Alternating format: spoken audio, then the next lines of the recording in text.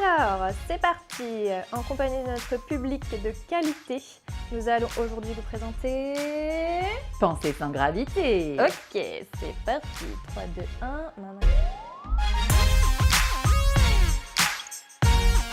Alors, pourquoi on est là aujourd'hui? Eh bien aujourd'hui, donc, on est là pour vous présenter notre nouveau petit projet de collaboration avec Elodie et moi-même sur cette idée de podcast qui est Pensée sans gravité.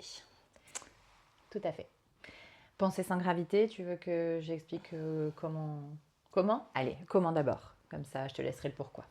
Alors, comment est née l'idée? En fait, on était en train d'échanger entre nous sur nos difficultés à communiquer.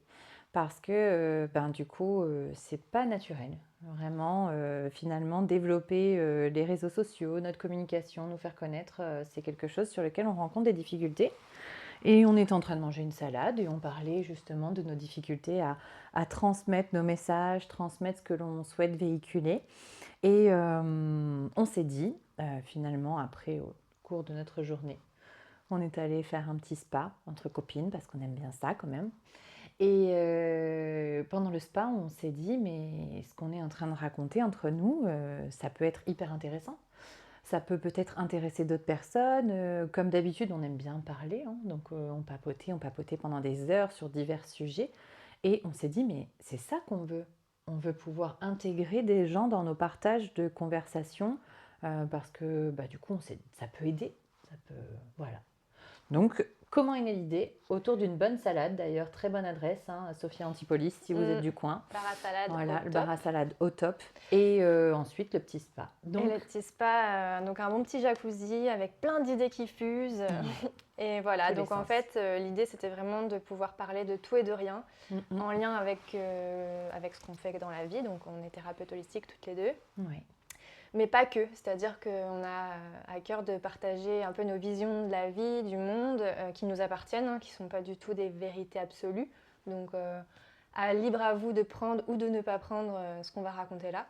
Mais en tout cas, voilà, on peut dire des choses sérieuses sans se prendre au sérieux, et c'est un peu ça l'idée aussi qu'on voulait véhiculer ici. Oui, tout à fait. Venir ramener de l'humanité finalement sur ce que peuvent être nos pratiques et des explications aussi. Venir ramener de la légèreté, pour ça, penser sans gravité. Venir ramener de la légèreté dans ce qu'on peut apporter, finalement démocratiser un petit peu tout ce qui est donc attrait à la thérapie dans un premier temps, puisque ça c'est notre cœur de métier, mais aussi venir aussi démystifier tout ce qui est de la spiritualité, parce que dans nos pratiques, chacune, on a nos petites choses et on a à cœur de vous partager ça aussi. Et puis sur la question de la santé, et des fois des questions peut-être un peu plus larges. Mais ça, j'ai envie de dire que dans le format, on va vous laisser la main.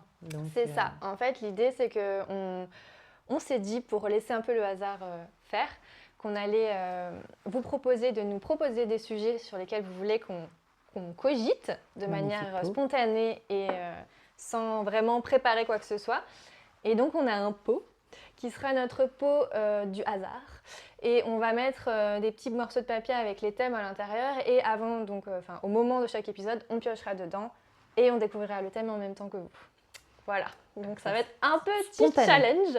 Tout à fait. Quand même, voilà, on se met un petit peu au défi, quoi. Ouais. Donc, bien sûr, on vous demande toute votre indulgence parce que c'est clairement pas une habitude pour nous de faire ça. C'est un exercice compliqué. C'est un exercice difficile, mais on vous le mettra en off. On a pris un petit public et on vous expliquera nos difficultés à faire justement cet exercice.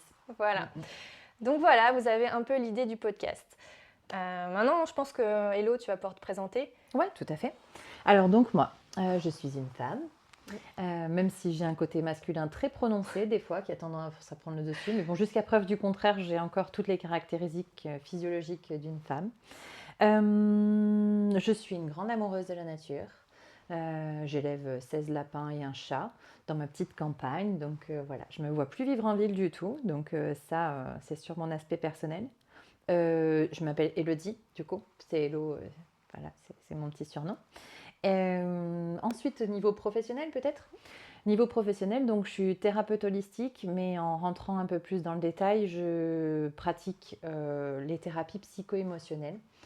Donc c'est un bien grand mot pour dire qu'en fait, hein, c'est parce que du coup c'est psycho-émotionnel, ça fait peur, mais c'est un bien grand mot pour dire que je vais travailler avec les émotions. je vais travailler avec tout ce qui est du psychologique. Et en fait, mon but, c'est vraiment d'aller lever les blocages. Donc, autant des blocages comportementaux, comme des addictions, des TOC, comme des blocages mentaux, par exemple des pensées, des croyances limitantes. Sur des blocages, je dirais aussi d'ordre spirituel, voilà, la reconnexion à soi, reprendre du sens dans la vie, et bien sûr les blocages émotionnels, que ce soit l'impulsivité, l'hypersensibilité, voilà, divers sujets en fait. Et le but donc de cette thérapie psycho-émotionnelle, c'est vraiment de venir créer une harmonie avec nos différents corps, que ce soit le corps physique, parce qu'on le sait, les émotions s'expriment physiquement, le corps émotionnel et le corps mental. Voilà, donc c'est vraiment une harmonisation de tout ça, et pour ça j'utilise divers outils. La sophrologie, l'hypnose, la psychothérapie, les thérapies comportementales. Voilà. Donc après, en fonction de la problématique de la personne, je dirais que j'ai un peu un couteau suisse, un panel d'outils à proposer et à tester. Parce que du coup, voilà, on adapte en fonction des besoins et de ce qui s'exprime à l'instant T. Et aussi de l'énergétique pour pouvoir venir justement harmoniser. J'utilise l'énergétique comme un complément, toujours un petit peu comme une dimension, en me disant que il ne faut pas oublier qu'il y a aussi des choses invisibles autour de nous et que ça peut aussi nous impacter. Donc je demande toujours à la personne si elle est OK, mais je peux intégrer de l'énergétique pour venir travailler sur tous les plans en fait, en plus de tous les corps. Voilà, j'espère c'est clair. Je pense. Bon, parfait. Et toi, Marlou, du coup? Eh ben moi, donc je m'appelle Marlène, Marlou pour les intimes. Donc je m'appelle Marlène, je suis une femme, j'ai 33 ans. À titre personnel, on pourrait dire que j'adore voyager, je suis très curieuse, j'aime les gens et la nature et les animaux. Voilà, je suis très simple normalement dans ma personnalité. Et à titre professionnel, donc en fait, je suis thérapeute holistique et je suis spécialisée dans la libération des douleurs et des dysfonctionnements du corps physique en lien avec les libérations émotionnelles. Donc ça, c'est vraiment de là que je viens. Holistique, ça veut dire en fait prendre la personne dans sa globalité et ne pas oublier que un être humain, c'est pas qu'un corps physique, c'est une âme. C'est une âme qui s'est incarnée dans un corps avec plein de dimensions, avec une dimension qui est physique, psychique, émotionnelle, spirituelle et d'autres. Donc en fait, tout ça vient impacter les différentes facettes de qui on est. Et donc l'idée, c'est d'aller trouver où se trouvent les blocages dans chacun de ces corps, si on peut appeler ça des corps, et comment ils se manifestent dans le corps physique, puisque on va dire que c'est un peu de là, moi, que je viens. Okay. Voilà. Et donc, peut-être je peux en dire un peu plus sur d'où je viens. Comment je suis arrivée là. Ton parcours, ouais, parfait. Voilà, donc pourquoi j'en suis arrivée là, c'est donc j'ai commencé en tant que kinésithérapeute. J'ai commencé, même ça, on va dire que c'était avant. Comment je suis arrivée kinésithérapeute, c'était même la question que je me suis posée, c'est comment j'ai envie de vivre ma vie et donner du sens. Et c'était vraiment de prendre soin des gens et de me sentir utile pour l'autre. Et donc c'est comme ça que je suis arrivée à faire des études de kiné. Et donc à 22 ans, je me suis retrouvée kiné. J'ai commencé à travailler auprès des gens et notamment donc des douleurs physiques, puisque c'est une des premières raisons pour lesquelles les gens consultent. Et j'ai vraiment adoré ce métier. C'était vraiment une révélation pour moi, c'était évident de faire ce métier-là. Mais malgré tout, je me suis retrouvée assez vite coincée par les outils que j'avais, parce que la vision de la kinésithérapie, en fait, était trop étriquée. J'avais pas une vision globale. Ouais. J'avais pas trop ciblé sur le corps physique. Déjà le corps physique, et puis même mettre en lien certains même endroits du corps physique avec d'autres endroits du corps physique, ça, je l'ai appris plus tard. C'est vrai que c'est pas quelque chose qu'on nous a appris de base en fait dans la pratique. Donc j'ai cherché des outils pour aider les gens et trouver des solutions parce que j'avais vraiment à cœur que ça fonctionne, quoi. Donc ça a été un moteur et je suis vite partie dans la médecine chinoise. Donc je suis partie faire des études de médecine chinoise pendant 5 ans. Et ça a été une révélation pour moi parce que c'était vraiment une approche déjà holistique dans le sens où on parlait vraiment de la globalité. On parlait déjà des émotions, on parlait de l'énergie qui est quand même un sujet qui n'est pas trop abordé, voire pas du tout, pour être honnête, dans nos études traditionnelles occidentales. Ouais. Et donc voilà. Et après ça, je suis allée en hypnose parce que j'avais envie d'aller chercher le côté inconscient, les blocages du psychisme, des émotions et apprendre aussi plus sur le fonctionnement du psychisme humain. Ouais. Parce que ça, c'est vraiment quelque chose qui conditionne complètement notre réalité Ouais. et ce qu'on crée et nos douleurs et nos dysfonctionnements. Oh, tout à fait. Et après, je suis allée encore plus loin dans les soins énergétiques. Et donc, vraiment, comme toi, Hello, j'utilise l'énergétique en complément pour vraiment venir aller chercher tout ce qu'on ne voit pas et tout ce dont on peut hériter, par exemple, au niveau transgénérationnel, au niveau de nos mémoires d'âme, au niveau de nos conditionnements, etc. Et tout ça, pour ça, l'énergétique, c'est un super support. Ouais, c'est vrai. Voilà un peu le parcours. Et toi, d'ailleurs, tu peux nous en dire plus sur ton parcours ? Ouais. Alors moi, mon parcours, en fait, en post-bac, j'ai été vers la fac de psychologie. Bon, même si j'avoue que la fac de psychologie, c'était très bien pour la fête. Hein.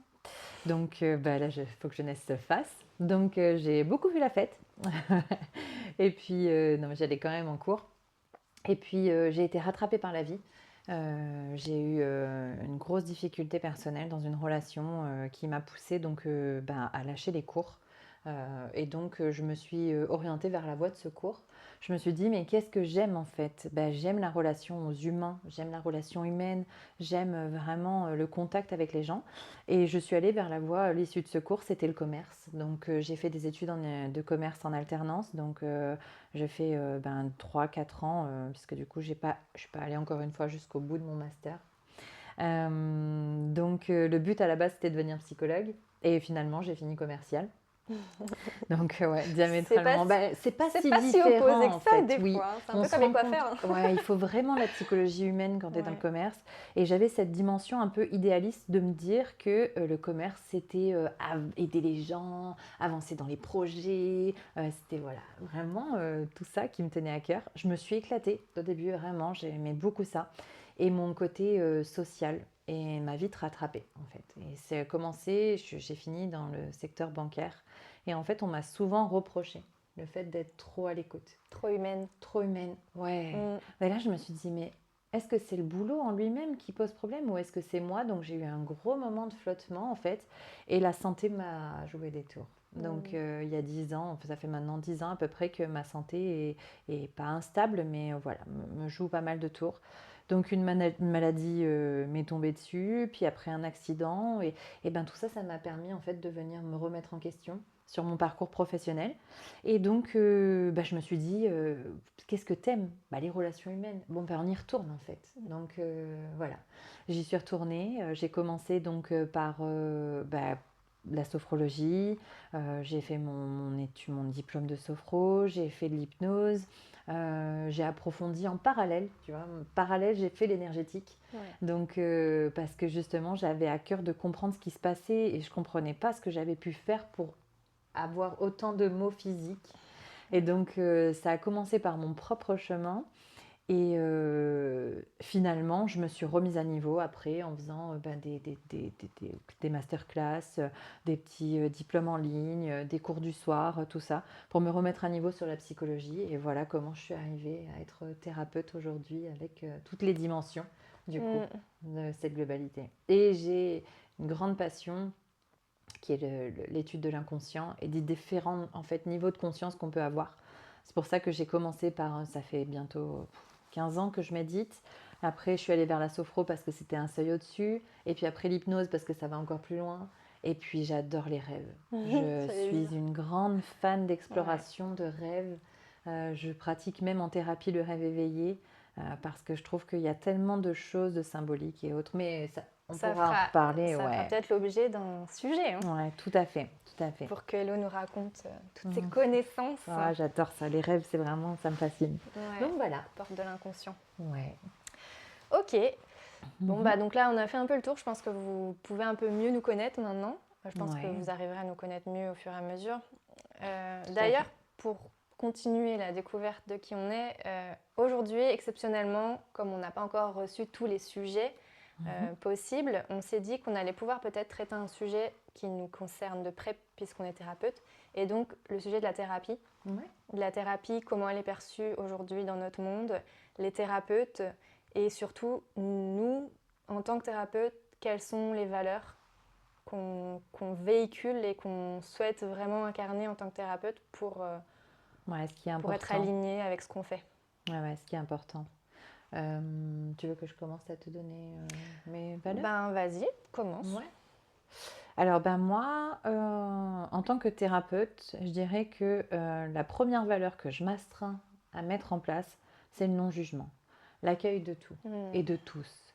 Parce que on vit dans un monde où notre différence doit être vraiment une force. Et donc, je m'astreins à ouvrir un espace de confiance dans lequel la personne peut assumer toutes ses différences et accueillir dans le non-jugement. Parce que on peut avoir affaire, je suis désolée, des fois j'ai un vocabulaire un peu grossier, mais avoir affaire vraiment à des cons dans la vie.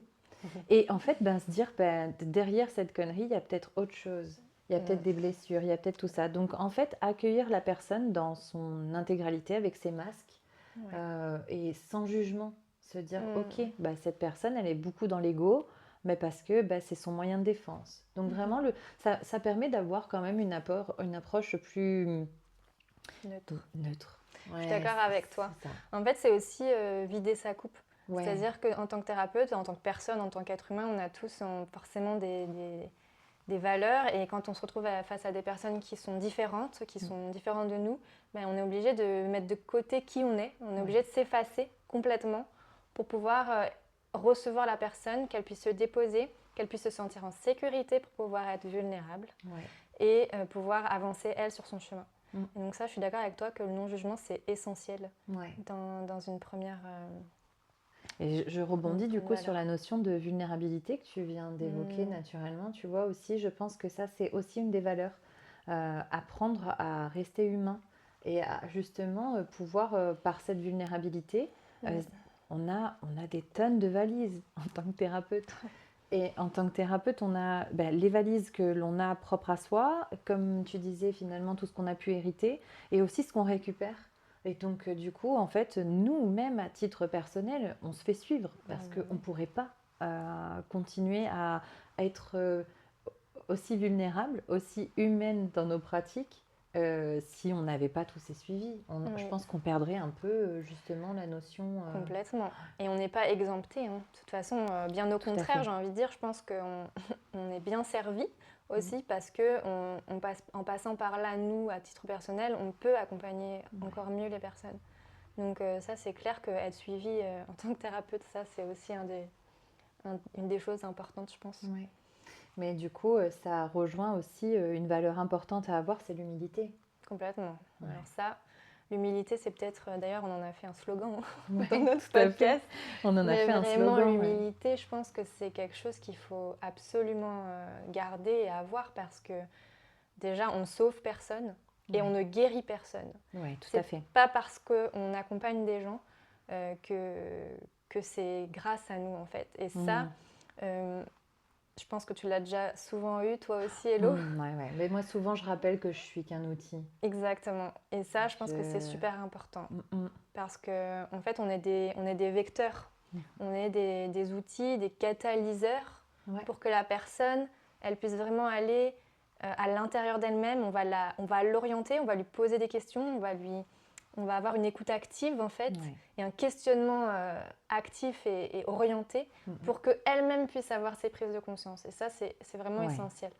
Tu vois, c'est vraiment la métaphore que j'utilise très souvent, c'est se dire en fait les personnes elles arrivent, elles sont dans le brouillard, il y a beaucoup trop de choses, il y a beaucoup trop d'informations et en fait on n'y voit plus clair. Le but du thérapeute c'est d'être le phare.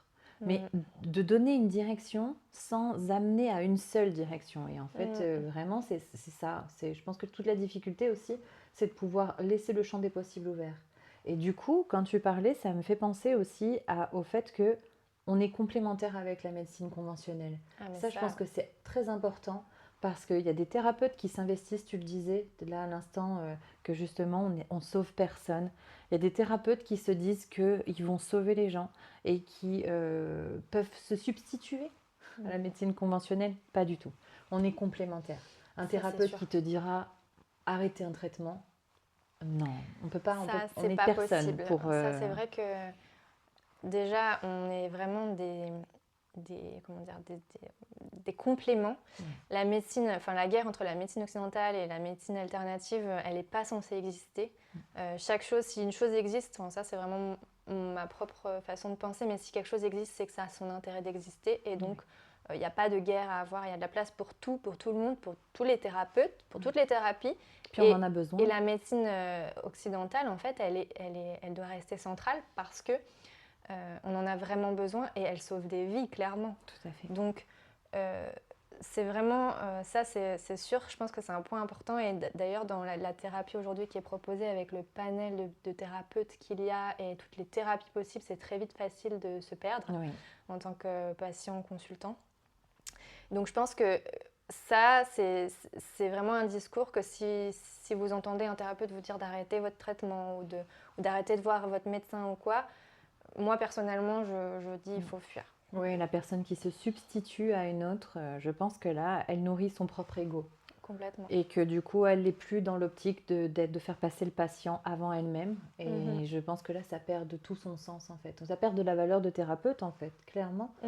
Donc, moi, ça m'arrive souvent, parce que du coup, je travaille plus sur le côté psychologique.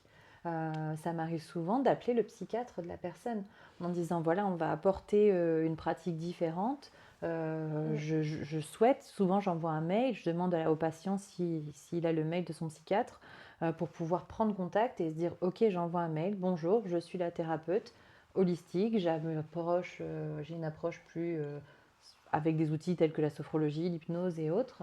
Je souhaite avoir votre avis sur ce que l'on peut pratiquer en séance ou pas, parce que la personne aussi, la manière dont elle peut avoir la vision de son suivi médical, des fois, ils sont tellement à bout de solutions en fait, et de ressources, que la personne, elle perd confiance en le corps médical. Et quand elle arrive face à nous, elle nous perçoit comme la dernière chance ou le sauveur. Et en fait, non. On n'a pas cette place à prendre. Exactement. On a juste une vision différente de ce qui peut être abordé. Et je dirais que la médecine conventionnelle, elle voit le problème d'ici. Nous, on arrive à en faire le tour et se dire, ok, mais on a besoin de ces deux visions pour que ce soit complémentaire. C'est ça. Et pour rebondir justement sur ça, le fait de collaborer, ça revient pour moi à l'humilité parce que en tant que thérapeute, je trouve qu'une des qualités et que tu t'astreins. Je m'astreins, ouais. Je m'astreins à garder et à avoir, c'est savoir dire je sais pas.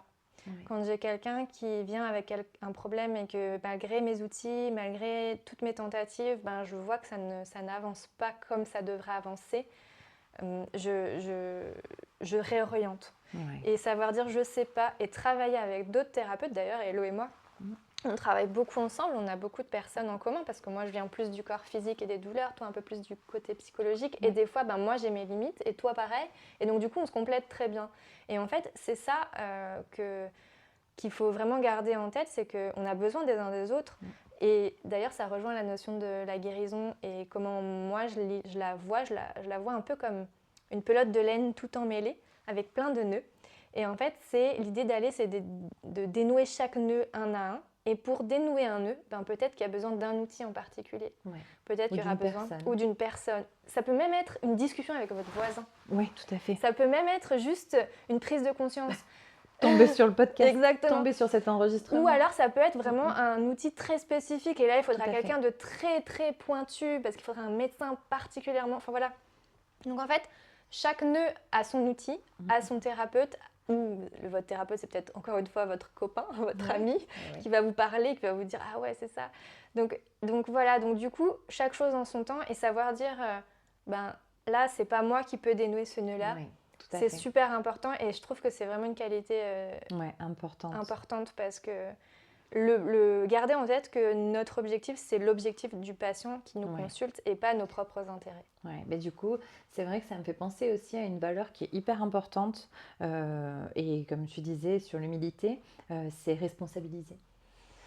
Savoir dire au patient, en fait, moi très souvent en consultation, quand la personne arrive et que je lui explique ma manière d'aborder les choses, je lui dis voilà, vous savez que par contre, tout ce que vous avez laissé devant la porte en arrivant, il va falloir le rentrer. Et il va falloir qu'on l'ouvre ensemble. Je suis là pour vous soutenir, je suis là pour vous aider, mais c'est vous qui faites le job. Et que du coup, la personne... Alors, c'est sûr que dans certains cas, la personne, elle se dit « Mais de quoi elle me parle ? On va ouvrir toutes les valises. » Alors, je rassure les gens en disant « Vous savez ce qu'il y a dedans. Donc, on ouvrira les valises à votre rythme. Bon moment. Mais du coup, ça rend la personne responsable de sa thérapie.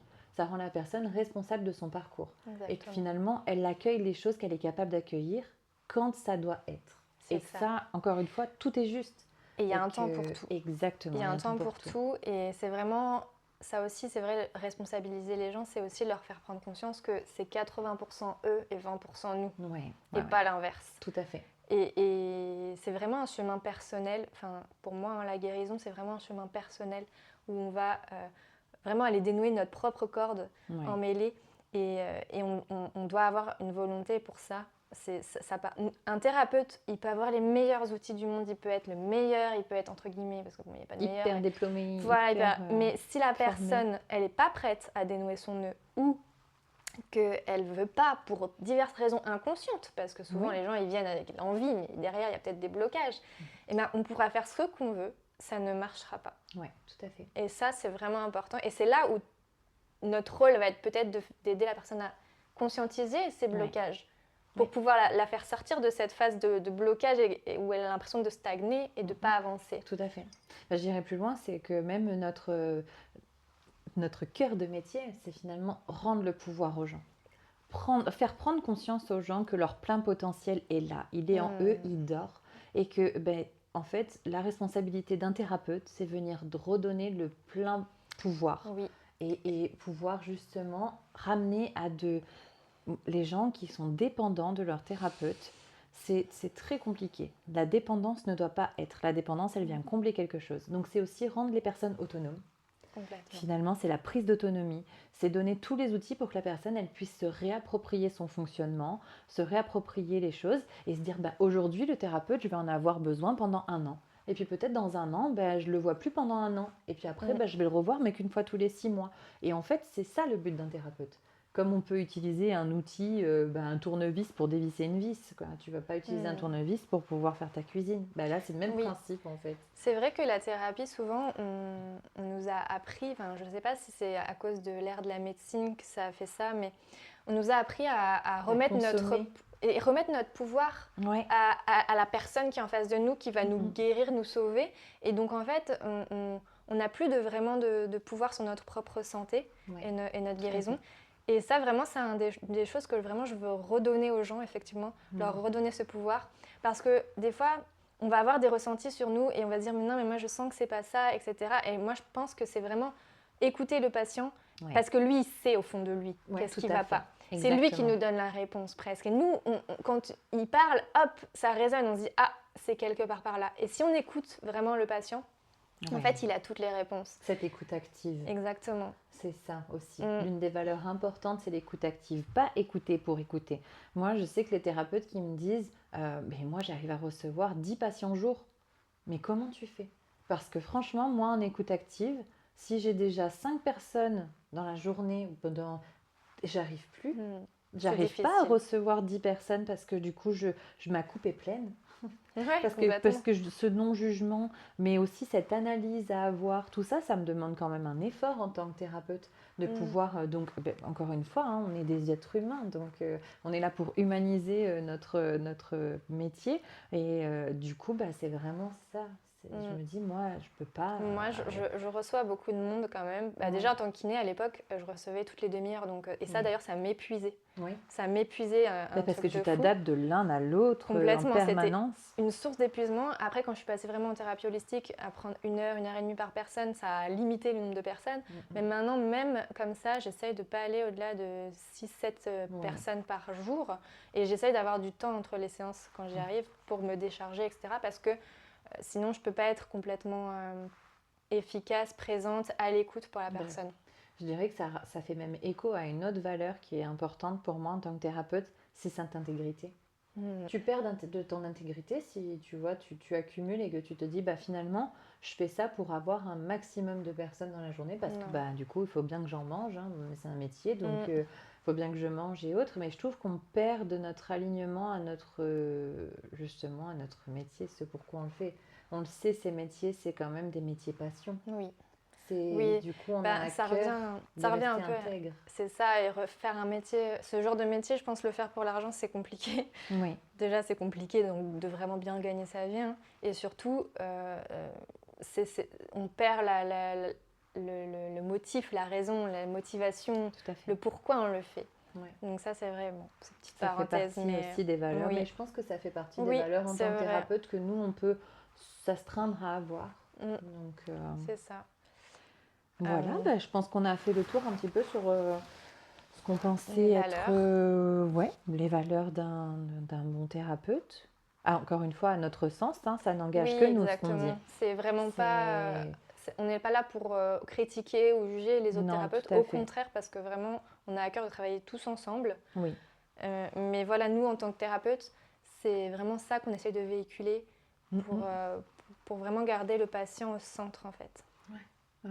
Et je pense que c'est ce qui nous anime vraiment parce qu'on ne s'est pas levé un matin en se disant « Bon alors, qu'est-ce que tu vas faire toi dans la vie ?»« Ah bah tiens, je vais devenir thérapeute, tiens. » Oui, d'ailleurs, tu vois, j'écoutais nos parcours et je me disais, c'est marrant parce que vraiment la question qu'on s'est posée, c'est qu'est-ce que j'ai envie de faire? Qu'est-ce que mon cœur a envie de donner, en fait, dans ce monde? Et en fait, je pense que c'est une des meilleures façons de savoir vraiment si on est sur le bon chemin, d'ailleurs, sur nos chemins personnels, de se dire, ok, en fait, notre but, c'était vraiment de se sentir utile, de pouvoir aider l'autre, d'être dans l'humain, etc. Et en fait, ça a été une évidence. Mais on n'en arrive pas là où on est aujourd'hui sans tout un chemin. Ouais. Parce que vraiment, pas dans les doigts en se levant thérapeute un matin. C'est ça. Déjà, on devient thérapeute. C'est vraiment pas quelque chose d'inné. Enfin, il y a des gens qui sont plus ou moins empathiques, mais ça suffit pas. Il y a vraiment tout un process. Et derrière, voilà, moi par exemple, quand je suis vraiment allée chercher tous mes outils au fur et à mesure, c'était vraiment parce que j'avais à cœur d'incarner ce thérapeute qui vraiment avait son utilité dans le monde. Ouais. Et je suis allée chercher des outils au fur et à mesure et ça a été un moteur, quoi. Tout à fait. Ouais, c'est vraiment... Et c'est d'autant plus, du coup, que notre cœur va vers la thérapie. C'est ce pourquoi aussi on est bloqué dans ce genre d'exercice. On le disait en introduction. Oui. Parce que du coup, c'est vraiment... Je pense que comme on est dans notre cœur de métier et qu'on est vraiment... Moi, très souvent, quand je rentre, je me dis que j'ai pas eu l'impression d'avoir travaillé dans la journée. Ouais. J'y étais tellement de bon cœur que... Alors, c'est sûr qu'il faut doser, et puis parce qu'il y a la vie personnelle et tout ça aussi. Donc, mais des fois, je me dis, j'ai une chance inouïe quand même de réussir à rentrer chez moi en me disant j'ai fait ce que j'aime aujourd'hui. Voilà, même si je suis fatiguée, mais ça m'anime, voilà, ça me fait vibrer et ça nourrit cette vibration en moi et je me dis mais ça, je suis contente de me l'être offert en fait, tu vois, parce que c'est des choix qu'on a fait. C'est que des choix. Voilà, c'est ok. Bon bah financièrement peut-être que c'est pas aussi confortable que ce que ça pouvait être dans une activité salariée. Mais en même temps, c'est tellement plus nourrissant et enrichissant. Finalement, on est riche de nos métiers et de nos expériences. Et ça, c'est vraiment pour moi très important. Ouais. Et alors, peut-être qu'on pourrait continuer sur qu'est-ce que tu rencontres comme difficulté, toi, aujourd'hui, tout à fait. Dans la thérapie, la façon dont tu as perçue Eh ben, comme je disais tout à l'heure, finalement, avec les valises qu'on laisse à la porte et qu'on va rentrer, je dirais que ma difficulté, c'est la vulnérabilité des gens. Parce que du coup, cette vulnérabilité, elle est souvent ignorée et ça vient créer comme un bouclier dans la thérapie. Donc déjà, de réussir à passer la barrière de la vulnérabilité en se disant « Ok, ici, vous pouvez vous déposer ». Souvent, je prends la boîte de mouchoirs, je la mets sur le bord du bureau. Moi aussi, je l'ai en toujours. Disant, voilà, hop, elle est là. Même parce que les gens ils disent non, mais je pleure jamais. Et très souvent, du coup, on arrive quand même à arriver à se déposer. Mais je pense que ça, c'est tout de suite la personne, quand on lui dit, ben voilà, il va falloir vous déposer, vous ouvrir, m'en dire un maximum pour que je puisse avoir et accorder cette confiance. Je pense que sociétalement, c'est déjà ancré de ne pas faire confiance. D'autant plus en France. Oui. Donc en France, on a toujours quand même un regard craintif. Surtout, on a toujours l'impression méfiant. La méfiance, c'est très. Et qu'est-ce qu'elle va faire de mes informations et qu'est-ce que non, pas du tout. En fait, les informations, on va les utiliser à bon escient pour la personne qui consulte. Donc la vulnérabilité, je dirais que c'est un gros hic et aussi un aspect plus technique où je rencontre un peu de difficulté, c'est le distanciel. Moi aussi. Alors pendant le Covid, ça a été hyper bien parce que ça a permis de continuer les suivis, les accompagnements et que finalement mes accompagnements, je les propose sous toutes les formes. Et le distanciel, du coup, c'est imposé pendant le Covid. Donc très souvent, j'avais les consultants qui disaient « Mais du coup, on peut quand même ?» Oui, bien sûr, on peut le faire en visio. Ce qu'on fait en face à face, on peut le faire en visio. Et donc ça a été aussi, le Covid a fait du bien en ce sens parce que ça a démocratisé le fait qu'on puisse le faire en distanciel.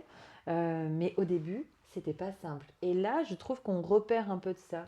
Je suis Les d'accord gens, avec toi. alors que c'est hyper pratique. Oui. Là, Je vais rebondir. Moi, c'est vrai que aussi, pareil, je propose du distanciel. Alors, c'est encore plus difficile pour moi d'amener ça parce que comme les gens, ils me voient en général pour des douleurs ou des, des perturbations physiques, c'est inconcevable pour eux de pouvoir faire ça à distance. Et ce que je comprends, parce que c'est vrai qu'il y a des outils, comme certains outils de la médecine chinoise, travailler les méridiens, c'est vrai qu'on doit être physiquement présent, mais sauf qu'en fait, avant d'avoir une douleur, la raison pour laquelle il y a des douleurs, elle n'est pas physique directement, c'est la conséquence, le physique. Ouais. Et donc il y a tout un travail, et c'est ça le travail holistique, c'est d'aller travailler sur toutes les sphères. Donc tout le travail sur l'émotionnel, le psychisme, le spirituel, l'énergétique, etc. Ça, c'est un travail qu'on peut complètement faire à distance, parce que ça passe beaucoup par la communication, parce que ça passe aussi beaucoup par tout ce qui est thérapie énergétique. Oui. Donc peut-être qu'on en parlera dans un autre podcast un peu plus en détail, parce que c'est vrai que la notion d'énergie, c'est quelque chose d'assez flou pour plein de monde, et encore plus quand c'est fait à distance, mais clairement, en fait, pour faire simple, l'énergie n'a pas de frontières, elle n'a pas d'espace, elle n'a pas de temps, donc en fait, on peut se connecter à la personne, à partir du moment où on est connecté à elle, tout se passe quand même. Donc, ça me fait penser à une anecdote que du coup, je te coupe, je suis désolée, mais j'ai eu ce week-end quelqu'un qui me disait, mais j'y crois pas du tout. Oui, moi je l'ai tout le temps. Et je lui disais, mais en fait, tu vois, quand tu vas appuyer sur ton interrupteur, que la lumière arrive, tu te poses pas la question de comment elle arrive. Ou ton Wi-Fi. Ton Wi-Fi. Tu as Internet sur ton téléphone. Voilà. Tu écoutes la musique dans ta voiture. En fait, ça te perturbe pas qu'on puisse envoyer une information à une autre avec un canal invisible. Exactement. Mais par contre, quand il est question de thérapie, là, ça te dérange, en fait. Que ce canal devienne invisible, tu n'y crois plus. C'est ça, alors qu'en fait, on est tous connectés par une espèce de network énergétique, si on peut appeler ça. Et en fait, il y a des canaux qui se créent quand on se connecte à quelqu'un et qui nous emmènent directement à la personne.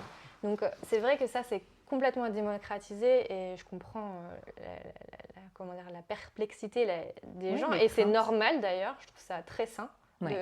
De se poser des questions et de remettre en question ça, parce que ce serait pas sain de ne pas le faire.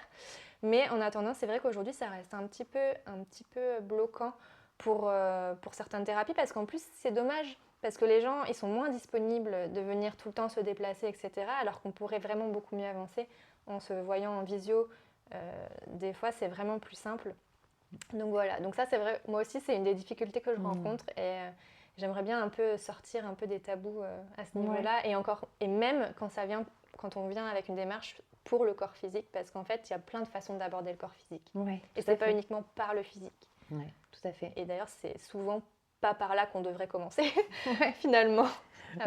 Mais après, c'est humain de se dire que c'est ce qu'on ressent qui nous amène à prendre conscience de ce qu'il y a derrière. Donc, c'est normal. C'est normal dans le cheminement. Il n'y a pas de culpabilité à avoir ou autre. C'est vraiment se dire, ok, mon corps parle, mais peut-être que la cause n'est pas toujours que dans le corps. Et se dire que tous les mots sont importants.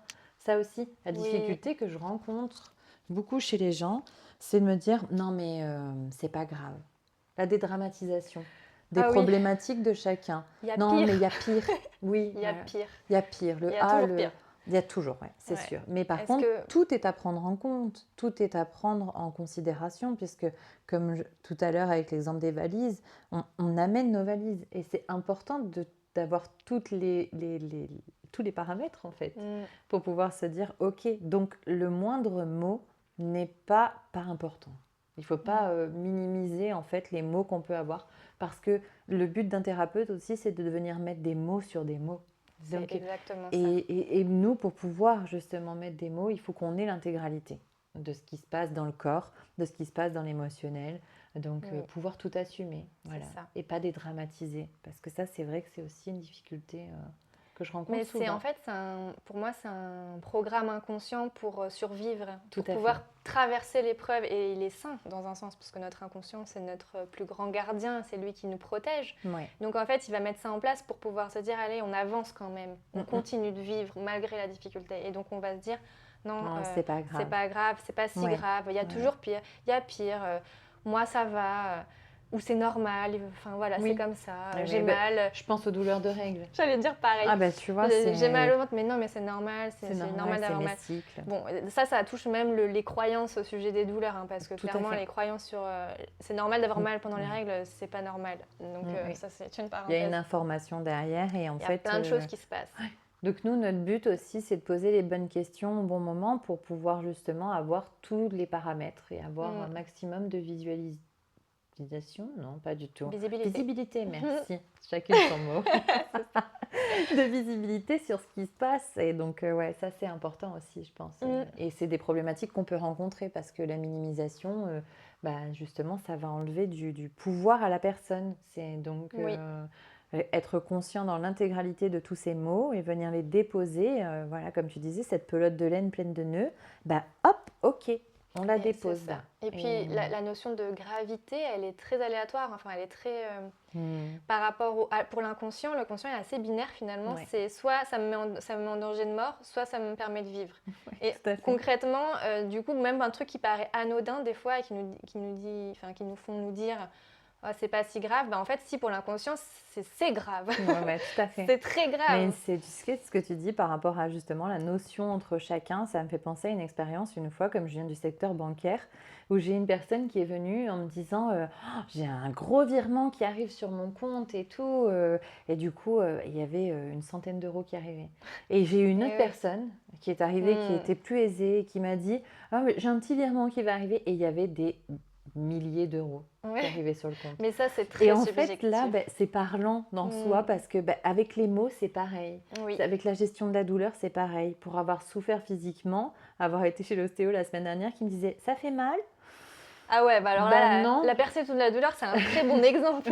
Selon ce que la personne a vécu et dans son référentiel, on ne perçoit pas du tout la douleur de la même manière. Et ça, c'est très important justement de comprendre où la personne se situe. Et pour ça, il faut connaître son histoire. Exactement. Donc ça fait partie, c'est tout ça en fait, le côté holistique. Oui, tout à fait. Ah ouais, je pense que du coup, ça a bien résumé aussi notre approche en globalité.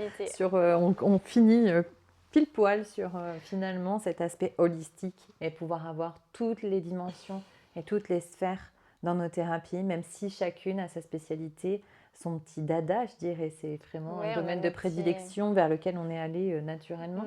Mais cette approche holistique, voilà, c'est vraiment ça. Tout à fait. Je pense qu'on a bien fait le tour. J'espère qu'on a été clair. J'espère que c'est pas trop compliqué. Surtout, ce qu'on vous demande, c'est d'être conciliant, mais aussi de pouvoir partager des critiques constructives. Oui. Donc, n'hésitez pas à nous dire si nos sujets ne sont pas clairs, si on est humble.